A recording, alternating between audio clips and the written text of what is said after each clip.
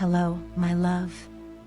It feels like an eternity since our last conversation, and yet, there remains an ocean of unspoken words between us. Time has marched on, but the echoes of those unresolved feelings continue to reverberate within me. I find myself haunted by the missed opportunities, the words left unsaid when I had the chance to express them.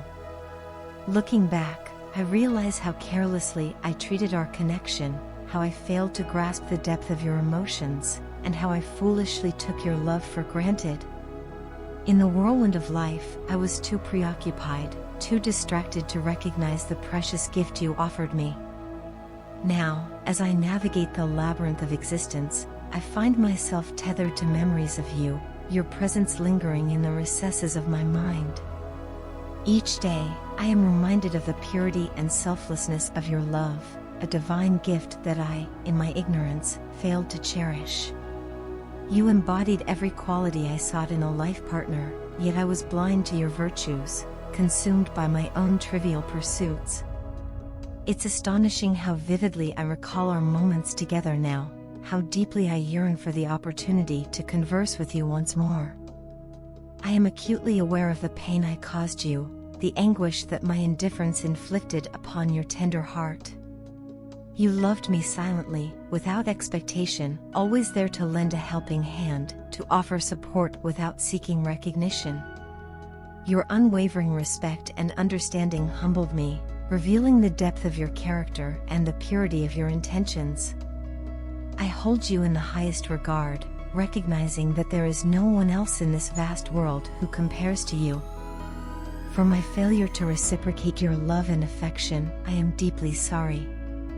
I failed to grasp the magnitude of your feelings, the significance of the bond we shared. Thank you for remaining true to yourself, for embodying honesty and integrity in a world that often prizes deceit. Through your example, I have learned invaluable lessons about the true nature of love, lessons that have reshaped my perspective and illuminated the depths of my own inadequacies. You occupy a sacred place in my heart, a place reserved for those who have touched my soul in profound ways.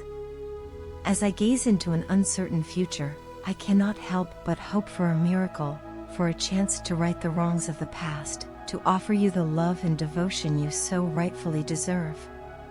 Yet, I am also cognizant of the complexities that shroud my present circumstances, the uncertainties that cloud my path forward. In acknowledging my shortcomings, I recognize that I failed to nurture our connection, to cultivate the love that blossomed between us.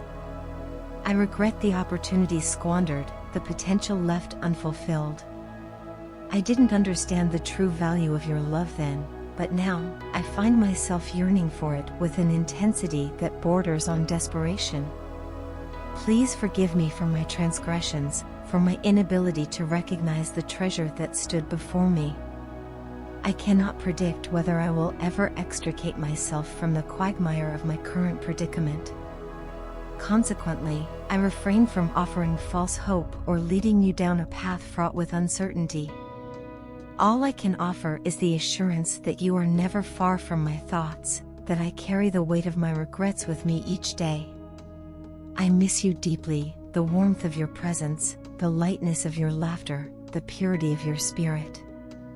I am cognizant of the fact that you have moved on, that someone new now occupies the space in your heart that once belonged to me.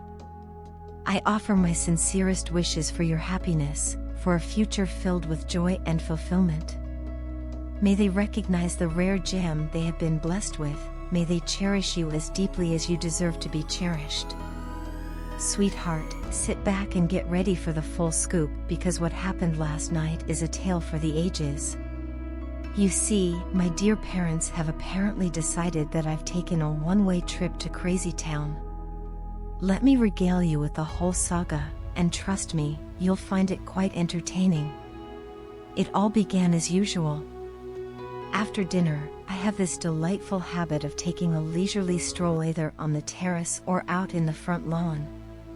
It's my time to unwind, to let my thoughts wander, and more often than not, they wander straight to you.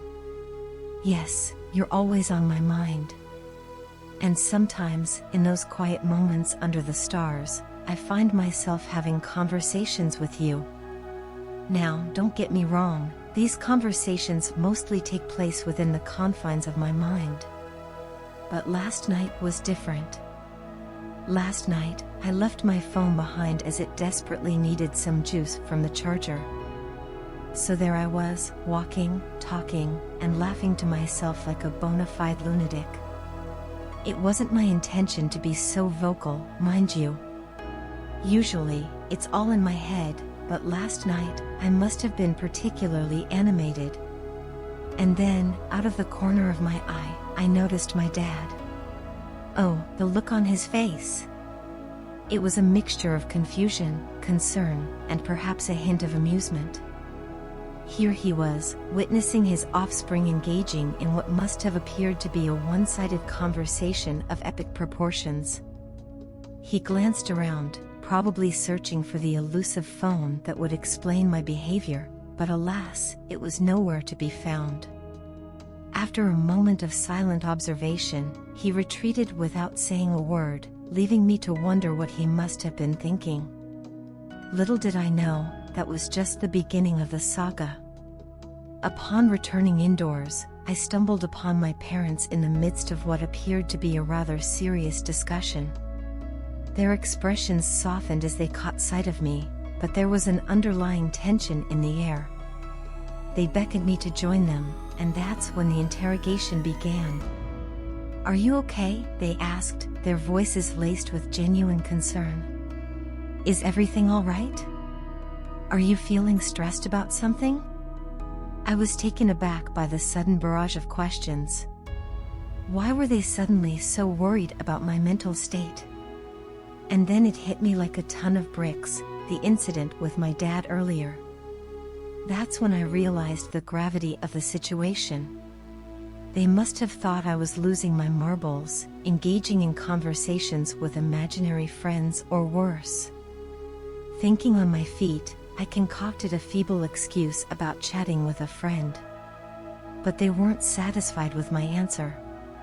No, they delved deeper, probing into the depths of my sanity. "How many people can you see and hear?" they inquired, their eyes searching mine for any sign of deception. At this point, I was thoroughly perplexed. What had started as a harmless evening stroll had turned into a full-blown interrogation about my mental faculties. It was like something out of a sitcom, only it was happening in real life. With a sinking feeling in the pit of my stomach, I confessed to talking to God, seeking solace and guidance in those quiet moments of reflection. But even that explanation seemed to fall short of convincing my dear parents. And so, from now on, I am to be closely monitored whenever I venture out for my evening walks. Oh, the indignity of it all. But despite the absurdity of the situation, I couldn't help but chuckle to myself as I retreated to the sanctuary of my room. And wouldn't you know it, there was my dad, standing in the doorway, a bemused expression on his face. It seems I'll be the talk of the family for quite some time. But hey, at least it makes for a good story, right?